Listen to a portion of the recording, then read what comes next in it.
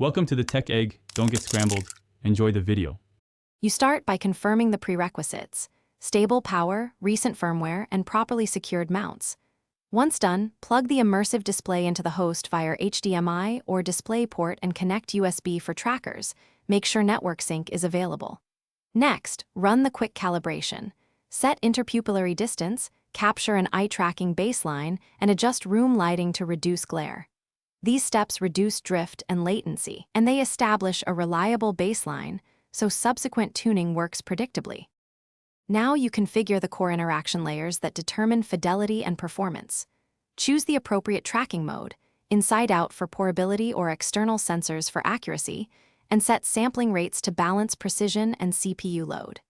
Then tune the rendering pipeline. Enable foveated rendering if supported, configure reprojection settings, and lock frame timing to avoid judder. Finally, map input controls and haptic profiles, and place spatial audio zones. These details make interactions feel natural and finish by running a full system validation. Measure end-to-end latency, confirm display sync across units, and check comfort metrics like motion to photon time.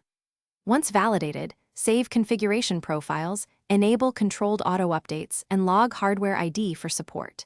If something goes wrong, like tracking jitter or visual tearing, reset the calibration and isolate the problem by testing components individually. Swap cables, bypass network sync, and run single sensor tests. This targeted troubleshooting quickly reveals whether the issue is hardware, firmware, or configuration.